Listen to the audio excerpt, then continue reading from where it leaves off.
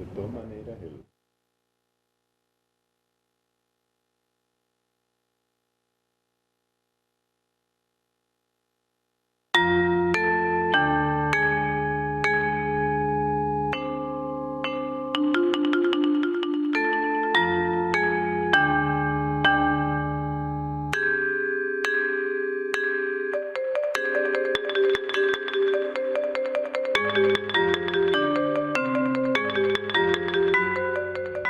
Muy buenas noches. El programa de hoy lo vamos a dedicar al voto en blanco, que en las encuestas previas a las elecciones del domingo 9 de marzo fue protagonista virtual, pues llegó a alcanzar índices de entre el 30 y hasta el 40% dependiendo de las encuestas, de tal forma que muchas veces estuvo por encima de los porcentajes que registraba el presidente candidato Santos. Sin embargo, a la hora de las urnas se desinfló y solo alcanzó un poco más del 5% por encima de los votos que alcanzaron el Polo y la Alianza Verde. Y las razones que aducen los analistas de este desinfle es que las elecciones de Congreso son básicamente clientelistas y amarradas y que no hubo suficiente pedagogía para la gente entendiera cómo era que se votaba en blanco. A diferencia de otros países donde el voto en blanco se considera nulo, en Colombia es válido, tiene efectos políticos y si logra la mayoría, como fue el caso del Parlamento andino, las elecciones tienen que repetirse, pero en ellas solo podrían participar las listas que no alcanzan el umbral. En el caso de las elecciones uninominales, como son las presidenciales, las de gobernadores y alcaldes, no podrían participar los mismos candidatos. En el país solo se registran 2 casos en los que ganó el voto en blanco y hubo que repetir elecciones. En 2011 en Bello, Antioquia, y en 2003 en Susa, Cundinamarca. Ahora, de cara a las presidenciales, la opción del voto sigue viva, del voto en blanco sigue viva, como expresión tanto de descontento con los candidatos como de protesta por el estado de cosas. El alcalde de Bogotá, Gustavo Petro, ha anunciado que promoverá el voto en blanco si es destituido y algunos sectores del Polo proponen votar en blanco si su candidata Clara López no pasa a la segunda vuelta. Si bien el voto en blanco no ha tenido especial relevancia, salvo en casos aislados como en Argentina, por ejemplo, en 2001, cuando por la crisis económica el voto en blanco llegó al 26%, en nuestro caso, en el caso colombiano, lo cierto es que si sumamos a los votos en blanco el 1.800.000 de votos nulos que se produjeron en las pasadas elecciones y la abstención que superó el 56%, el panorama es el de una democracia inmadura, frágil, que se traduce precisamente en la desconfianza y el descreimiento de la gente en los políticos y en la forma como hacen política. Por todo esto y a pocas semanas de la elección presidencial, hoy nos vamos a hacer preguntas alrededor del voto en blanco. Si sigue siendo una alternativa o si más bien se trata de una trampa que acaba beneficiando a los que pretende castigar, es decir, y para resumirlo en pocas palabras, si sirve para algo el voto en blanco. Para responder a estas preguntas y aportar claves a la discusión, hemos invitado hoy al profesor Jean Basset, doctor en Ciencias Políticas de la Sorbona, profesor de Gobierno y Relaciones Internacionales de las Universidades del Rosario y del Externado y de la Academia Diplomática de la Cancillería de Colombia. Al señor Gustavo Bolívar, un reconocido guionista de exitosas telenovelas, autor de varios libros, entre ellos uno que publicó en 2002 y que hoy cobra pues mucha relevancia y mucha actualidad, que se tituló ¿Cómo se roban las elecciones en Colombia? Y en tercer lugar tenemos como invitado al exmagistrado de la Corte Constitucional y del Consejo de Estado, el doctor Jaime Araujo Rentería, abogado de la Universidad Externado de Colombia, especializado en finanzas de la Universidad de los Andes y excandidato a la presidencia de la República en 2010. Y como cada noche, el periodista y columnista y escritor Antonio Caballero. Así que para empezar nuestra discusión, les pregunto si el voto en blanco es un fenómeno que ha ido ganando importancia, pero que termina siendo irrelevante. ¿Y a qué corresponde principalmente? ¿Si a indignación o a indiferencia más bien de la gente? Doctor Araujo, empecemos por usted. Gracias. Mire, nosotros tenemos una apreciación distinta porque ya los hechos demostraron que el voto en blanco sí sirve. Si usted ve el voto en blanco en el Parlamento andino, tuvo cerca de 3.700.000 votos. Le ganó a todos los candidatos sumados. Pero si adicionalmente le agrega usted que el registrador reconoce que por lo menos el 50%, y cuando él reconoce el 50%, nosotros creemos que por lo menos el 90% de los votos nulos son votos en blanco. Eso lo que quiere decir es que el voto en blanco para el Parlamento andino, que el voto nulo tuvo cerca de 2.700.000 votos sumados, ¿sí? Eso se acerca a los 7 millones de votos. Si usted suma 7 millones de votos, es más que toda la unidad nacional del presidente Santos, el Partido Liberal, el partido de la U, ¿sí? Es 3 veces Uribe más un 50%, o sea, 3 veces y media Álvaro Uribe. Entonces, el voto en blanco sí produjo efectos. Pero adicionalmente, si usted lo ve en las otras elecciones, y hacemos el caso de Cámara y el caso de Senado, con los votos nulos, el voto en blanco se está acercando a los partidos, cerca del 16%, o sea, 11 y pico por ciento de votos nulos, más 5.6 de voto en blanco, eso llega a una cifra cercana al 16%. ¿Sí?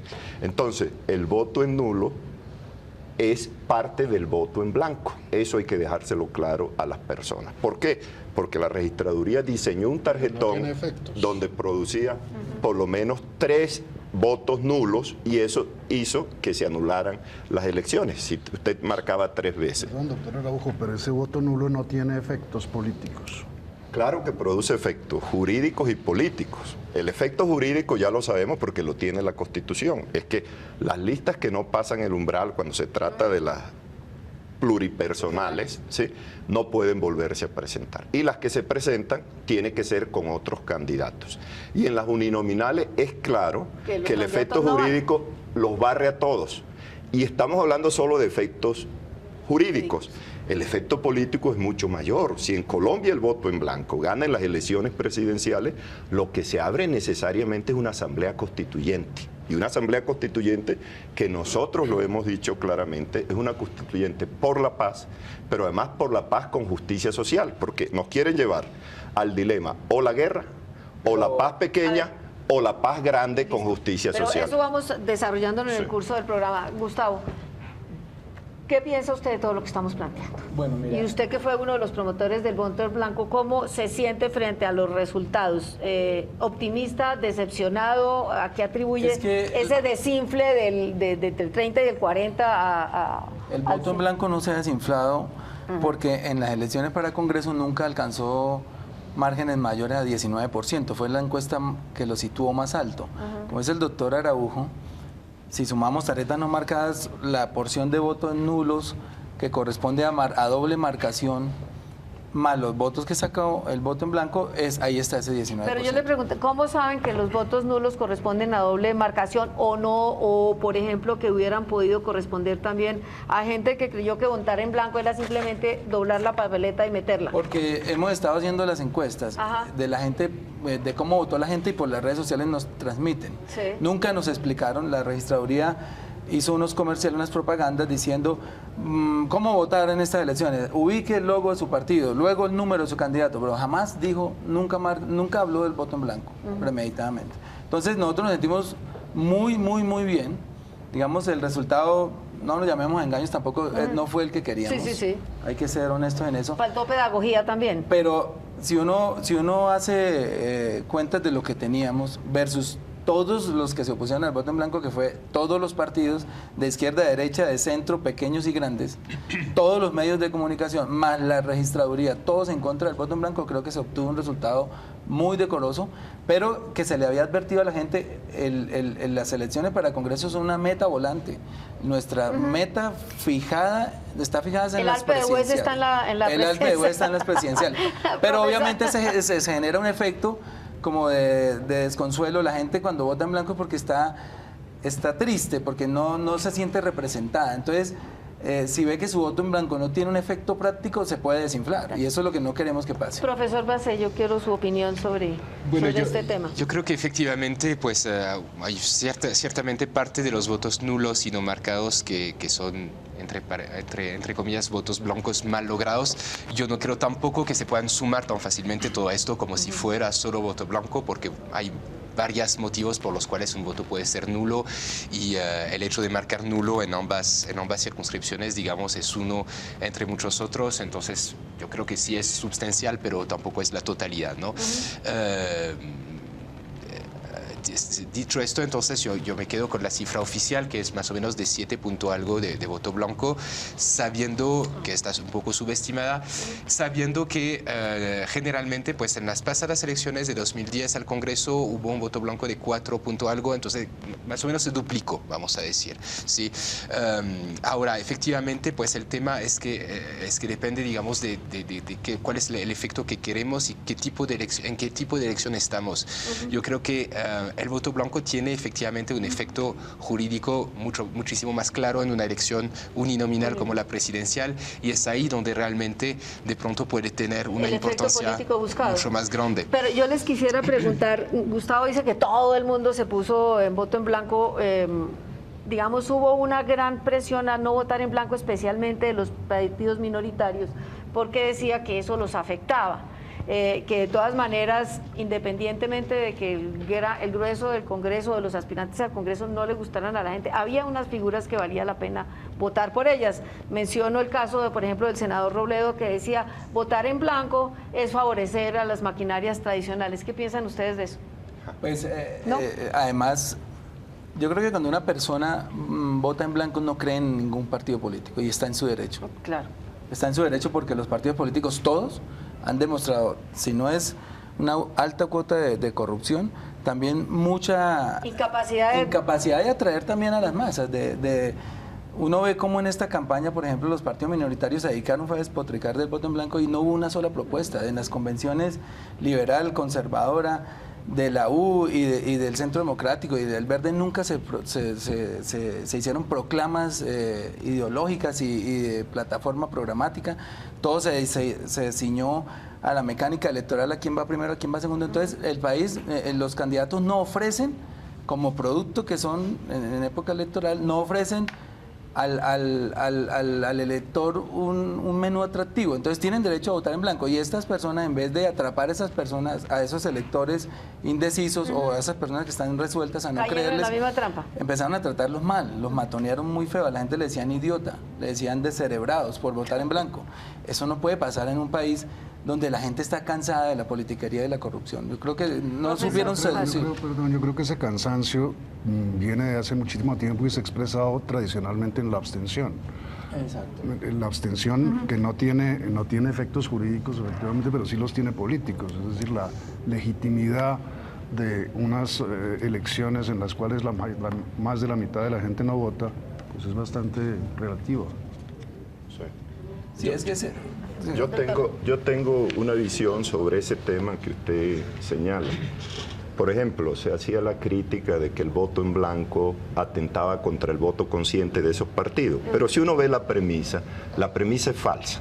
¿Por qué? Porque si de verdad los votos de ellos eran votos conscientes, un voto consciente no lo cambia nadie, ni siquiera el voto en blanco. Y yo decía, yo que estoy conscientemente en blanco, no me mueve ninguno, ni Robledo ni Navarro, para votar por ellos. Entonces, la premisa, primero, es falsa. Segundo, yo sí creo que la gente democrática en Colombia en algún momento tiene que decir voy por el poder político. No voy a jugar a lo que hemos jugado siempre, a ser la mayoría dentro de la minoría. La gente democrática tenemos que ser la mayoría de la mayoría. Algún día vamos a tener que hacer eso. Pero además hay otras cosas que hay que tenerlo claro. En los partidos tradicionales, desprestigiados, inclusive en los partidos de izquierda, hay que decirlo, aparecen caras nuevas, pero en partidos viejos, partidos que han tenido que pagar también. Nosotros al Polo le entregamos, todos los demócratas, 2.600.000 votos cuando Carlos Gaviria, cuando los dilapidaron. No es culpa del voto en blanco de nosotros. Pero además hay una razón democrática que yo como demócrata no puedo eludir. Es que, si bien es cierto, le reconocemos a esos compañeros demócratas que han sido útiles en ciertos escenarios, de todas maneras eso no justifica que se perpetúen ellos también en el poder. ¿Me explico? Cuando a uno le entregan intereses colectivos, y eso es válido para el alcalde de Bogotá, pero para el señor Robledo, para cualquier persona, los intereses no son de ellos, son de nosotros, la comunidad. Y ellos tienen que hacerlo bien, eso es lo que deberían hacerlo.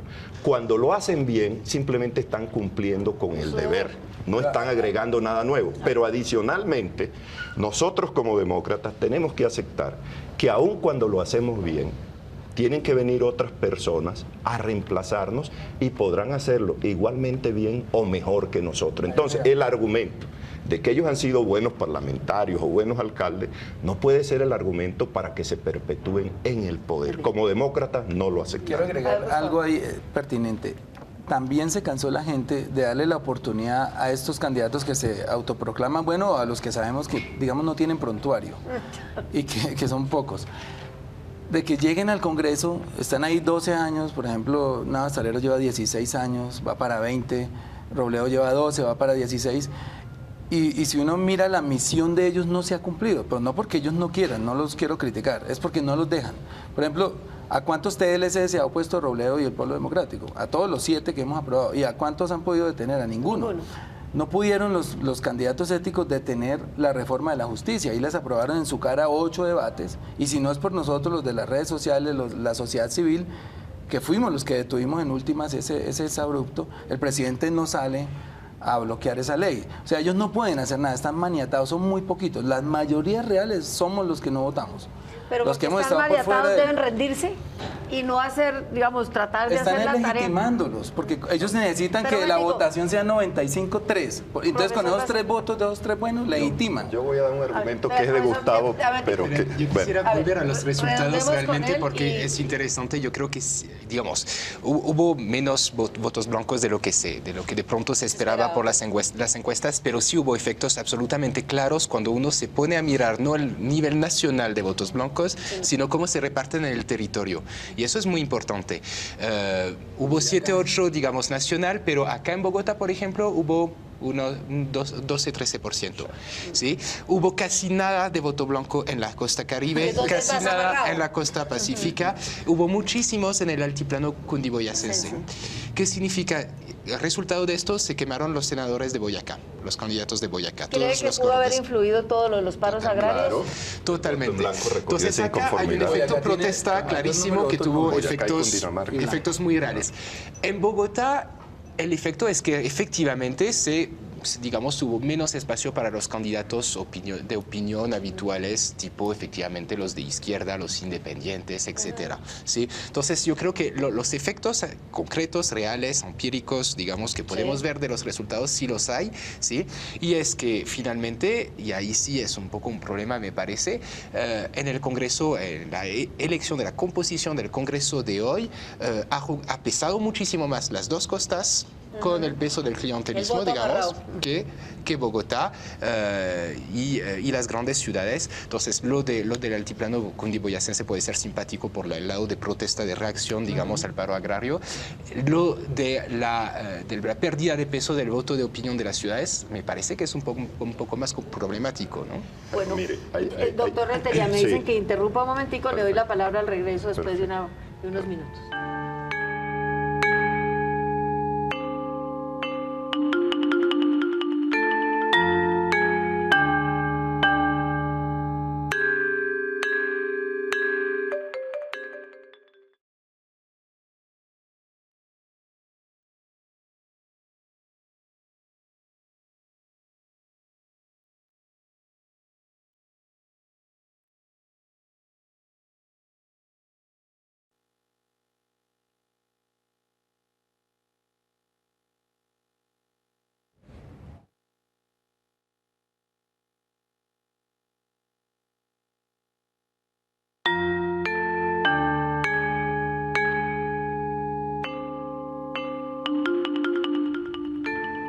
Doctor Rentería tiene la palabra porque se la quité en el... No, yo simplemente quería agregar a lo que señalaba el profesor en una visión distinta, que el voto en blanco sí creció mucho en muchas regiones. Uno ve las estadísticas entre el 2010 y la elección de ahora y resulta que en zonas como el Guainía, que estaba en el 0,1, pasó al 68%. Sí. Es un crecimiento exponencial muy grande, porque si usted tiene 1 y después saca 2, ha crecido el 100%, pero si saca el 68%, ha crecido más del 6.000%. Entonces, eso es importante. Lo segundo es que el voto en blanco sí canalizó parte del inconformismo popular, porque cuando uno ve las zonas más votadas, como son el antiplano cundiboyacense, en esa zona el voto en blanco creció mucho. En el propio Bogotá también el voto en blanco fue importante, pero además los otros se redujeron todos, eso también hay que reseñarlo. Uribe, que sacaba 7.500.000 votos, sacó 2 millones y pico, o sea, perdió 5 millones de votos. La Unidad Nacional perdió cerca de 1 millón de votos y pasó del 90 y pico % de un Congreso a tener el 45%. El Partido Conservador perdió. Entonces, todos perdieron menos el voto en blanco. Finalmente solo el 33% votó, es decir, el Congreso está elegido por el 33%. Pero además, agréguele esto, con todas las prácticas, a nosotros nos afectaron mucho. El registrador no nos dio, por eso pedimos la renuncia del registrador y del Consejo Electoral, pero no permitió escribir los comités, no permitió que se hiciera pedagogía, desinformó diciendo que necesitaba mayoría absoluta. Mire, la pregunta es... Yo interrumpo de nuevo, pero es lo mismo que el efecto que tenía la abstención en sus tiempos, o que sigue teniendo la abstención, es decir, ningún efecto, salvo un efecto psicológico, es decir, saber perfectamente que el pueblo colombiano no está con su Congreso, eso es naturalmente. Mire, pero ¿cuál es el efecto práctico? Yo se lo voy a responder. O sea, el Congreso es ilegítimo, no lo decimos nosotros. Uribe dice que le hicieron trampas, ¿sí? Y si él dice que el Congreso es ilegítimo y él sabe de eso, pues nosotros le creemos al señor Uribe, ¿sí? Pero también fue ilegítimo por lo que le hicieron al voto en blanco, ¿sí?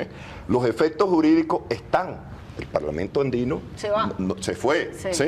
En muchas regiones nos va a tocar apoyar a las personas donde el voto en blanco ganó para que reclamen y sean vigilantes de su derecho, ¿sí? Y si barremos ahora a los señores... Pero miren, lo importante del voto en blanco es que es una revolución pacífica. En un país tan violento como Colombia, que los ciudadanos tengan un instrumento de paz para en un solo día barrer a esta clase política, para después reconstruir el Estado, yo creo que eso produce un gran efecto jurídico. Hay un efecto muy grande que es de empoderamiento. Acaba de pasar en Bello. En Bello ganó el voto en blanco, repitieron las elecciones. Hoy ya hay fecha para revocatoria del alcalde. El pueblo quedó empoderado, ya saben que su voto vale. Que se puede, pero digamos, no están diseñados los mecanismos para que ese voto, y ahí voy al punto de una discusión que está abierta, es ¿mayoría absoluta o mayoría simplemente? Profesor Base, ¿usted cómo lo ve? Pues entiendo que la Corte Constitucional interpretó que mayoría absoluta, pero ahí sí yo dejo los juristas. No, esa es una discusión que usted tiene con el registrador, porque el registrador sostiene que es mayoría absoluta. Es una discusión donde yo tengo pruebas y él no tiene pruebas. Entonces, ¿mis pruebas cuáles son? Documentos públicos que son las gacetas del Congreso, donde expresamente dicen, acabemos la mayoría absoluta, que era lo que se había establecido en el 2003, y vamos a establecer ahora mayoría simple, ¿sí? Yo espero que la Corte Constitucional rectifique, claro que lo va a rectificar, y para eso tenemos una tutela para que llegue allá y lo rectifique. Pero si no, también es importante decirlo, los ciudadanos están indignados y los ciudadanos consideran que las Cortes, porque el poder político finalmente es de nosotros, el pueblo. El presidente está ahí porque nosotros lo apoderamos a él.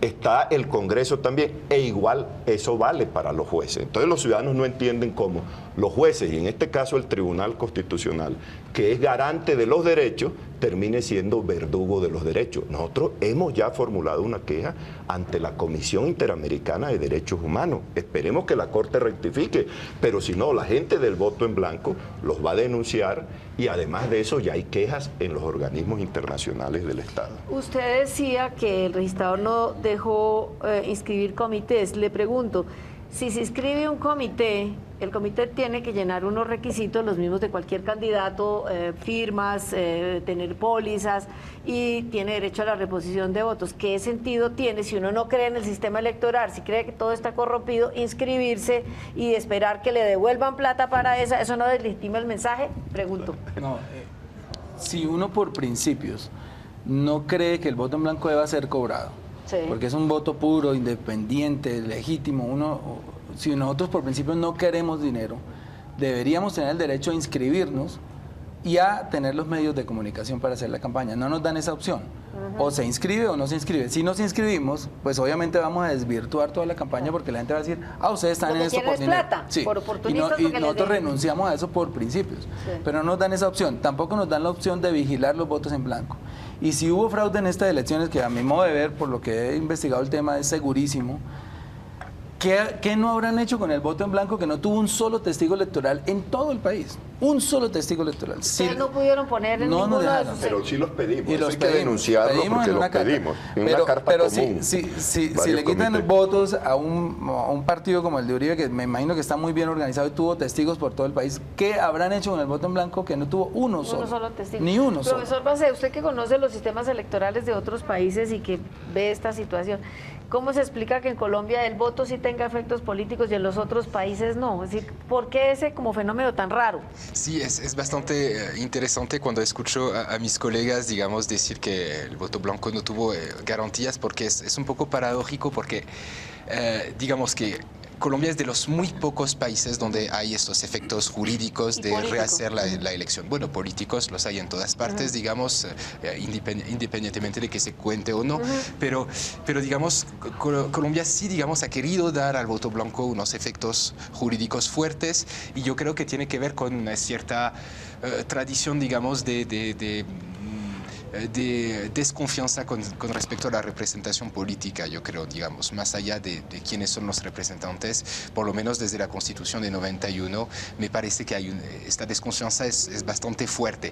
Pero justamente hay efectos perversos con esto, es decir, que cuanto más lo queremos asegurar, este voto blanco, reglamentar, etcétera, pues se presentan estos problemas de que efectivamente si uno quiere promover el voto en blanco, entonces está en un marco en que inmediatamente acepta de jugar como si fuera un partido político con reposición de votos, etcétera, y desnaturalizando el mensaje, cuando efectivamente uno podría... ¿Cómo inscribe un grupo de promotores, si quisiera inscribirlos, de dónde sacan 250 millones de pesos para una fianza, de dónde sacan 50.000 firmas, un grupo de ciudadanos que quiera inscribirlos? Es gente espontánea, ¿no? Tienen esa... Aquí hay que hacer una denuncia muy claramente, es que eso lo inventó la organización electoral, ni el constituyente, ni el legislador, ni el fallo malo de la Corte, el 490, ese fallo malo, tampoco estableció esos requisitos. ¿Quién los estableció? ¿El Consejo Nacional? El Consejo Electoral con el registrador. Pero además, en una teoría de los derechos completamente violatoria. ¿Por qué? Porque el voto en blanco es un derecho fundamental. Y en la teoría de los derechos fundamentales sabemos que esos derechos no los puede tocar sino el legislador.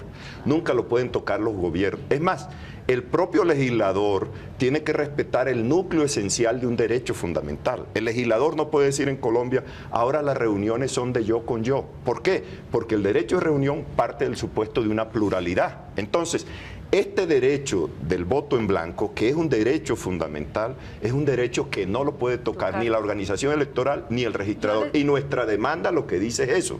Esperemos que el Consejo de Estado nos dé la razón. Yo les hago una pregunta que me la he hecho en varias oportunidades. ¿Cuál es el papel del Consejo Nacional Electoral en estas elecciones, o cuál fue? Que fueron escandalosas los gastos en algunas campañas, que tiene la misión de vigilar y controlar. ¿Y qué hizo frente a esto? ¿Cuál fue su papel? ¿De espectador pasivo, de cómplice? El Consejo Electoral es elegido por el Congreso de la República. Eso lo dice todo. Por los partidos que iban a ser barridos por el voto en blanco. Sí, eso lo dice todo. Sí, pero todo eso es un círculo vicioso, naturalmente. El Congreso elige el Consejo Electoral, pero la gente elige al Congreso. Pero el Congreso se elige con fraude y con trampas y comprando votos. Entonces todo es lo que usted dice, un círculo vicioso y legítimo. Ustedes, digamos, están en una labor quijotesca. Planteemos esto en esta misión quijotesca que se han propuesto frente a las presidenciales. ¿Cómo ven el panorama? Yo creo que el voto en blanco va a ganar, va a barrer, va a lograr su objetivo. Ahí sí vamos a hacer realidad el sueño de Saramago, ese gran premio Nobel, de que el voto en blanco, finalmente con la indignación de las personas, y en ese momento, automáticamente, el país va a tener que decir, como dicen los jugadores, barajemos de nuevo. ¿Sí? Y en ese momento se abre la Asamblea Nacional Constituyente. Y una Asamblea Nacional Constituyente ¿Para qué? Para que haya un proceso de paz grande, no pequeño, para que no haya ni la guerra de Uribe, ni la paz pequeña de Santos, sino la paz con justicia social. Cuando nosotros decimos justicia social, ¿qué queremos decir? Más derechos para los colombianos. Pero me da la impresión de que usted da por hecho que si el voto en blanco barre a los candidatos y se convoca una asamblea constituyente, esa asamblea constituyente va a ser elegida por los mismos que votaron en blanco y no por los que votan por los partidos amarrados. No. ¿Qué decimos nosotros? Nosotros sabemos... Porque usted da por hecho que la constituyente que salga de ahí traerá la paz con justicia es social. una constituyente autoconvocada por el pueblo. Cuando el pueblo rechaza todos los partidos y los derrota en las urnas. ¿Cómo se elige esa ¿Cómo opera constituyente? eso? No, claro, o sea, En la práctica. No, hay que decirlo en la práctica. Sí. Hay un riesgo, Me imagino que porque habrá hay otros que elecciones, quieren ¿no? la constituyente para otras Para otras cosas. cosas. Uribe quiere la constituyente para reelegirse él. Y la SAR para otra cosa. Claro, sí, pero cada quien tiene que saber cómo entra. Nosotros sí creemos que la mayoría de la gente, el 57% que no votó, más los inconformes, que sumados todos cerca del 80%, 70 y pico por ciento, ¿sí? Esa gente tiene otra visión del país. Esta marcha que vimos ayer, las otras marchas, y así se lo hemos dicho a la gente. Cuando la gente, por ejemplo, de la marcha nos dice a nosotros, es que Uribe se mete a la constituyente. Sí, no podemos impedírselo, pero métanse ustedes precisamente para que el proyecto de él no sea el que quede como el proyecto de reforma del Estado, porque todos tienen derecho. Voy a hacer una breve interrupción y le... Sí. A ver, Sí, entonces ustedes no pedirían el voto en blanco para la constituyente. Claro que lo pedimos para la constituyente. Lo que no podemos engañar a la gente diciéndole que la constituyente solo la vamos a hacer nosotros. No, nosotros tenemos que advertirle a la gente que en la constituyente deben participar todos los colombianos. Y si participan todos los colombianos, la gente inconforme, pues tienen una oportunidad para lograr una constituyente como ellos quieren. le van a matar si yo no les interrumpo. Le doy la palabra al profesor Base apenas volvamos del corte.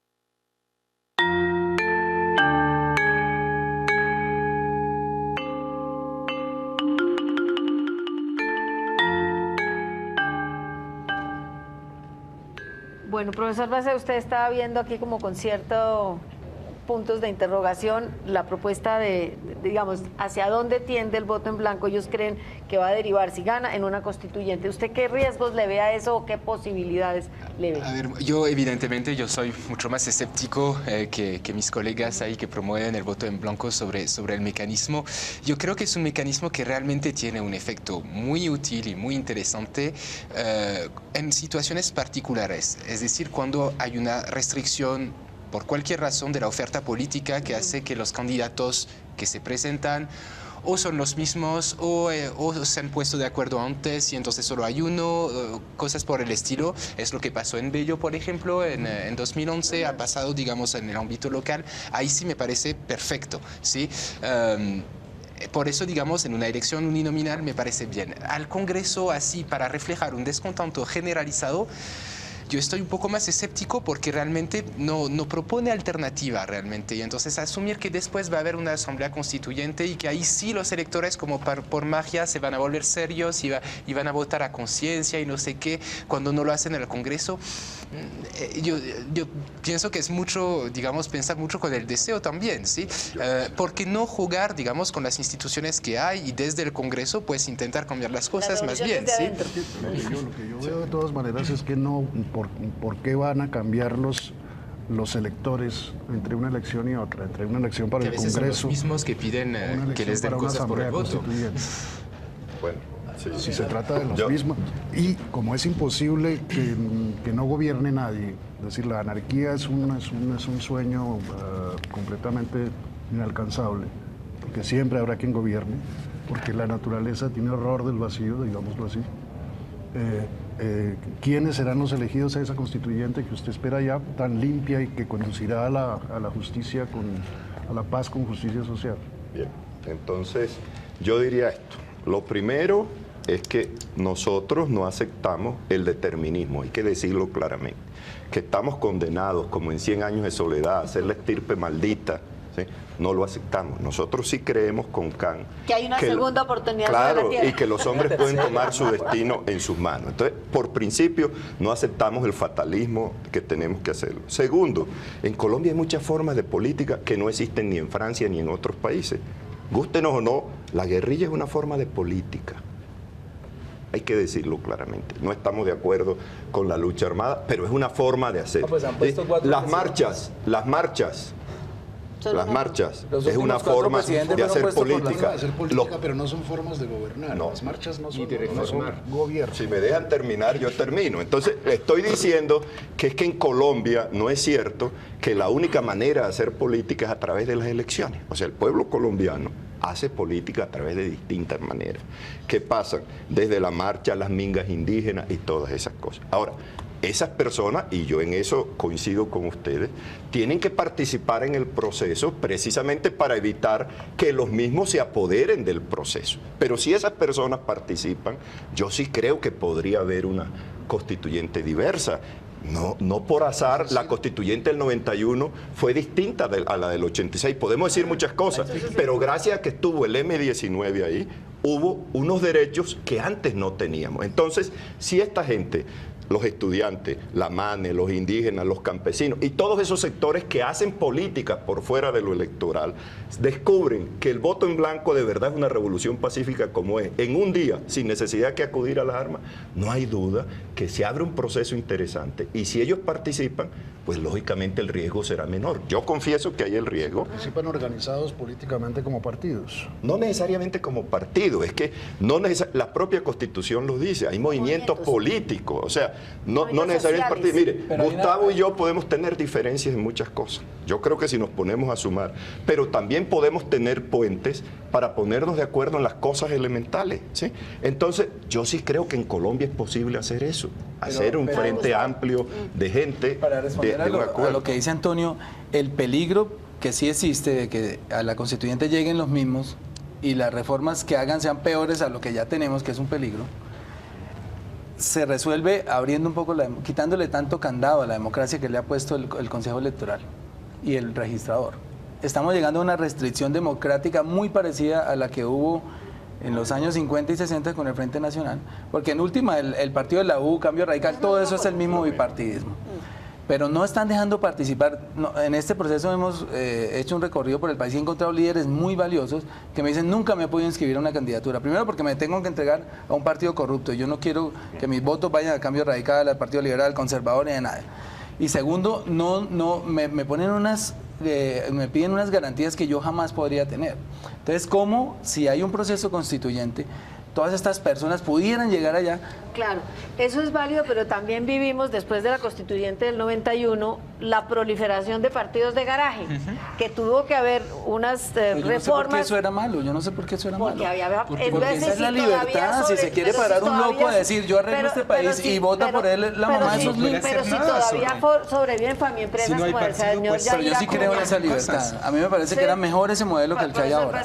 Es que realmente, pues... Pero además la culpa no es la Constitución del 91, antes existía Es más. que la Constitución, los que pero reglamentan... eso no conspira para la formación y la estructuración de partidos sólidos, digamos que ese es el objetivo que no se ha logrado. Si esos partidos sólidos trabajaran por la gente, valdría la pena, pero no hay un solo partido en Colombia que diga, nos damos la pela por la gente.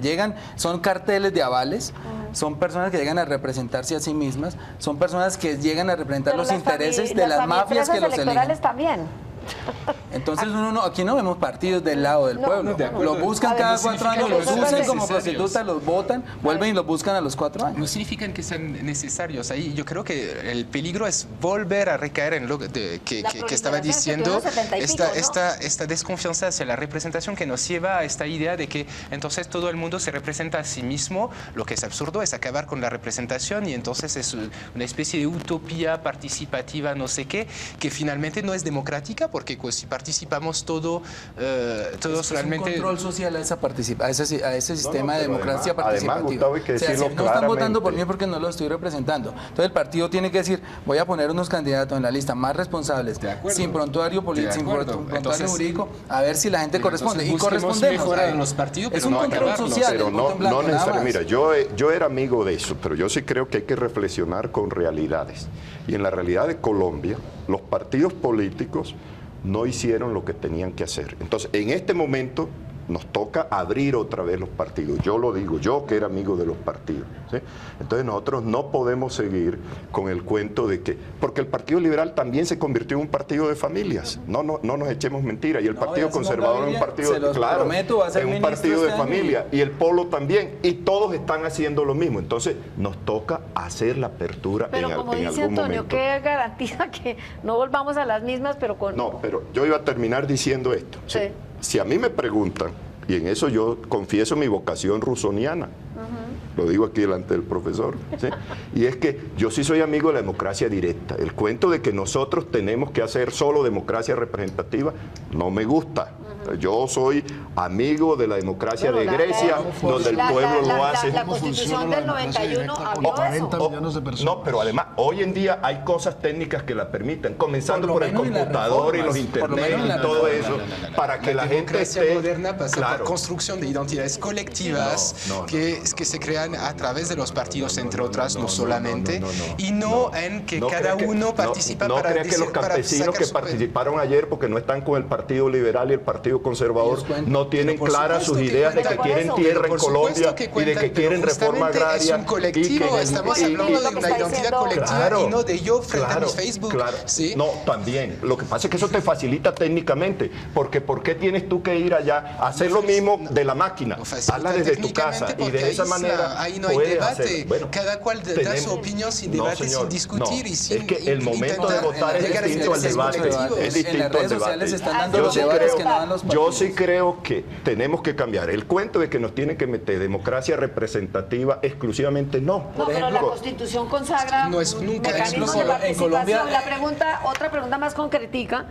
Por ejemplo, si se instaurara el voto electrónico, que estamos demorados en hacerlo, ¿ustedes creen que eso ayudaría a purificar en algo las elecciones? Con un riesgo también, que ya sabemos que en la electrónica también hay fraude. Entonces, con control y control popular, como lo está proponiendo Gustavo. O sea, además de los controles institucionales... Ese control popular? Muy fácil. Yo pregunto. No, muy fácil no.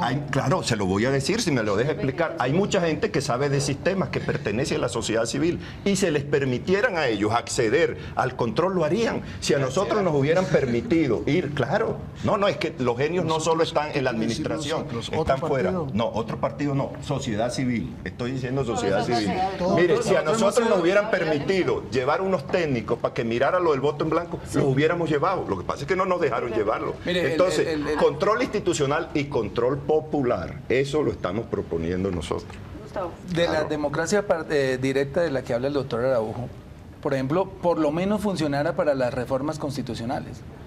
Como una constitución de los Estados Unidos que tiene como 250 años ha hecho 9 enmiendas y nosotros acá en 20 llevamos para 40, porque el legislador acomoda la constitución a los intereses del presidente y a los suyos propios, como esta reforma de la justicia fallida, en la que se iban a quitar inhabilidades e incompatibilidades que le había impuesto la constitución del 91, y más encima se iban a poner las mismas impunidades que tenía el Congreso cuando Pablo Escobar. Y eso y el pueblo, ¿cómo no va a poder decidir ahí directamente sobre si pero queremos que yo eso también o no? como constituyente primario pueda votar en el momento de la votación? Una reforma tan importante como la justicia tiene que ser convocada a referendo. Sí las hay, esos mecanismos, o previos o posteriores. Claro que puede haber una última intervención. Yo no veo es intervención. por qué ustedes dan por hecho que en el referendo no se hará fraude. No, eso sí no lo podemos saber. Eso es muy complicado. Si nos permiten control popular y nos permiten, pues menos riesgo hay.